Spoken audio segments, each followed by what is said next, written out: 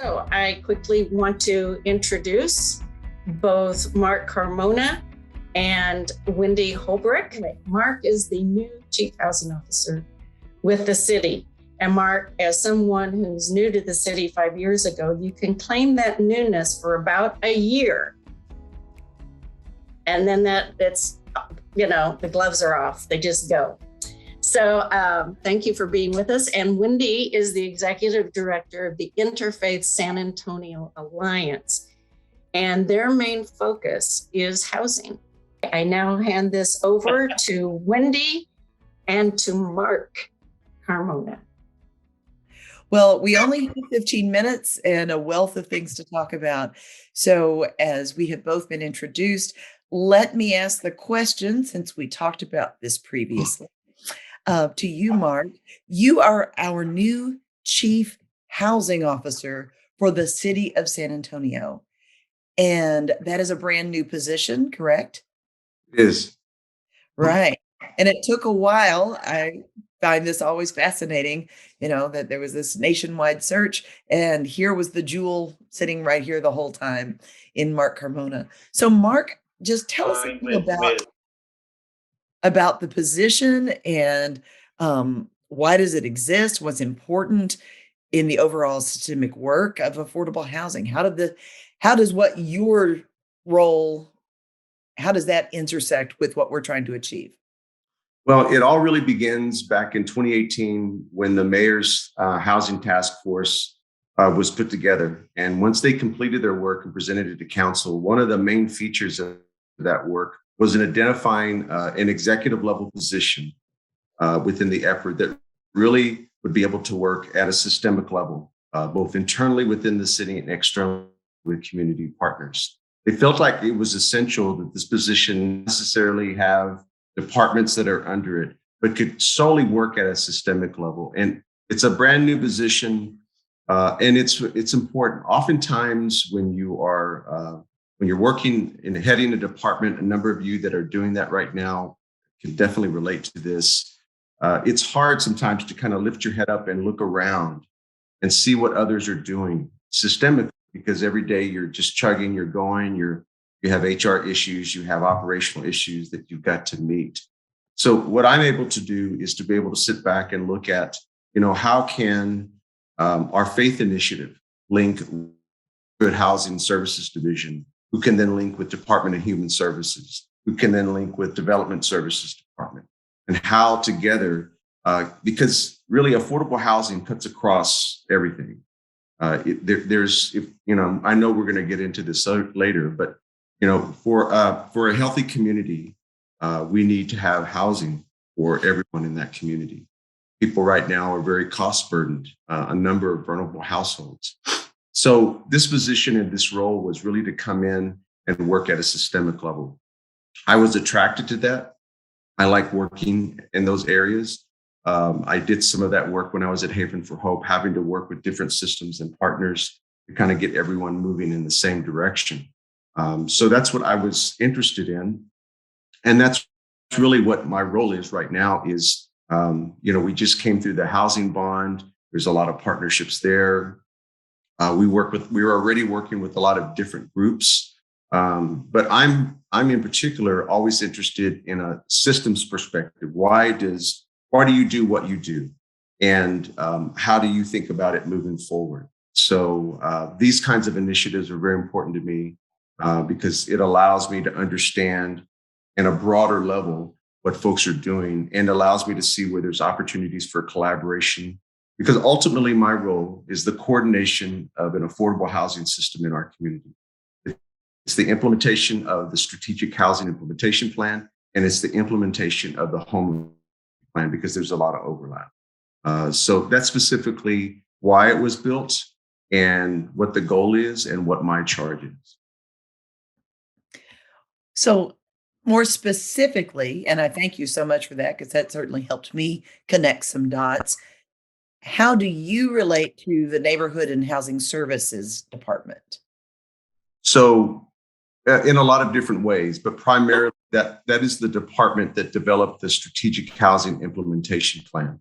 And as we're going through this time this morning, I'll drop links into the chat on how people can get access to that plan and how people can join in the implementation of that plan. So I worked very closely with them in the housing committee, and I know some bond committee members are on this call today, and I thank you again for your service. It was power-packed 4 sessions that we had to get to recommendations to better serve our community around affordable housing.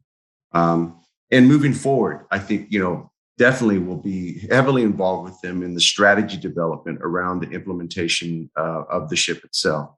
So there's a lot of different ways that I work with them on a regular basis, weekly basis, sometimes daily basis. So it's helpful to know then that you kind of have this meta responsibility. Is that a good way to put it? And then Vero Soto is still the person in charge of that department. Yeah, Vero is the director of that department. She oversees all aspects of that department. She and I work together collaboratively, just like I work collaboratively with. Now, I don't know if it's on Human my Services, end. like I work collaboratively with Mike Shannon at Development Services. So all the different departments, can y'all hear me? All of the different departments, I'm working with their leadership. I'm not running that operation, but it is at a meta level. So I have a more holistic view. That's correct. Terrific. When you and I spoke before, one of the most immediate things you said with relationship to housing is we need everyone. That's a tall order. And I believe it. And I've been saying it from the beginning because I think it's true. If we've learned anything in the last few years is there's no one organization that can take on complex social issues and achieve them in a way that's going to be of benefit to the community. We have to be in collaboration. We have to be in communication. We have to be in connection with each other to do that in a compassionate way. And so when I say to people that we need everyone, as I'm speaking to congregations, that are wondering, well, how can we get involved with affordable housing? What role could we have? As I'm speaking to neighborhood associations, as I'm speaking to bankers, as I'm speaking to nonprofit and for-profit developers, as I'm speaking to any individual, any citizen that has an interest, we need everyone. And I say those things because everyone has a role. Whether you're wondering right now, well, I'm not really sure what connection I can make this. Well, who are you connected to? Are you connected to a congregation? Are you connected to a neighborhood association? Are you connected to people that, and of people that may need affordable housing? Those are the kinds of examples and things that I mean when I say that we need everyone. We need a public awareness campaign, an education campaign around affordable housing. We need everyone talking about what affordable housing is, because I think there's a lot of misperception and misconception about the face of affordable housing. I think some people in our community, when they hear that term, they think of, slums in Detroit, that kind of picture that's in their mind. And they think, well, I don't want that in my community. But the reality is affordable housing is already in your neighborhood. People that need affordable housing are renting houses that are maybe on your street or 2 streets over. It's already happening. And so we need to be able to continue to provide those opportunities for people to have affordable housing. So much, we've got, when you look at the SHIP document, 95,000 households in our community, 95,000 are vulnerable and cost burdened. They're spending more than 30% of their take-home pay. Think about that, on housing. So they have to make hard decisions around food or prescription medication or tools for education for their kids, those kinds of decisions which are hard on a regular basis. And so we need those folks to be able to have affordable housing in a lot of different ways. And so when I talk about that we need everyone, that's what I'm talking about. But Wendy, you kind of raised a question in my mind that I'll pose to you is, as people are thinking about how to get engaged with this, and they're thinking concept of everyone, why is affordable housing important to our community? What's the need that it can fill? I mean, what's important about it, and how can it benefit the community from your perspective? Well, and it goes beyond just my perspective, but thank you for that, Mark. Uh, I think within the purview of this particular meeting, there's a great emphasis and appreciation for compassion and seeking the best for all. But, that only sells so far, right? I mean, there are people who are like, doesn't have anything to do with me. And yet I think affordable housing is one of those issues that absolutely touches every single person throughout the community. And economists speak to this. I even have some information here from Minzu, the International Monetary Fund. And, he says there are these basic needs in life, right? Food, clothing, shelter. So housing is one of those most basic needs. So we all share the need. And yet the other point of that is, if my son, who lives in San Antonio and is a young adult, if he is outpriced because the inflationary situation that's happening with housing, then, now he and his wife are going to be moving in with me. Oh, that impacts me. It's not some esoteric thing that only influences somebody over in another neighborhood. It's something that impacts all of our lives all of the time. If we want to enjoy dinner somewhere, you got to think about everybody who goes into that meal on your plate, whether that's the folks in the kitchen or the people in service. They've got to live somewhere. They've got to have access to be able to get to work and be a part of that experience for you. So affordable housing is not something that we do for someone else. It really is a vital, integral part of the economic health of our entire community.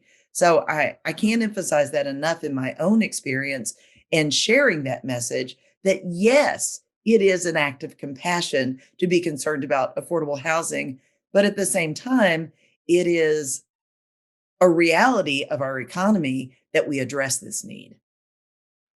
So the way we're addressing that need is how, Mark? Tell us about the SHIP in the last 5 seconds before we go. And Ann, do we have time yet, or are we about to break into breakout rooms? We have 1 more minute for you. Okay.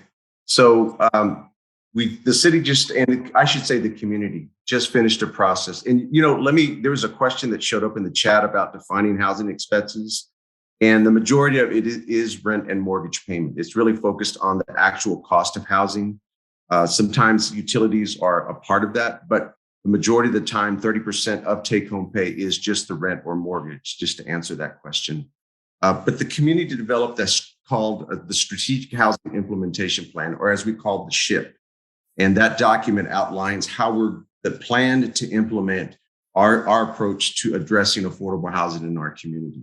It's a long document, and I'll place, you stay on with this, I'll place into the chat how you can access this and how you can access and how you can get involved. There's a lot of strategies, 36 strategies in particular, and it's a way for people to engage.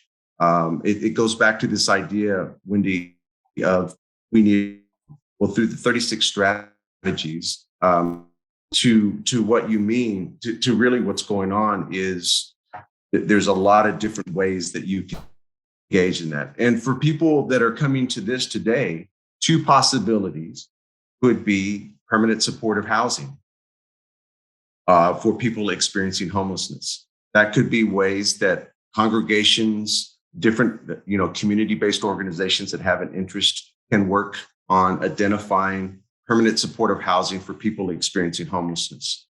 There's the need for the housing, but there's also the need for supportive services. If permanent supportive housing is going to work, you have to have strong supportive services, and that can come in a lot of different ways.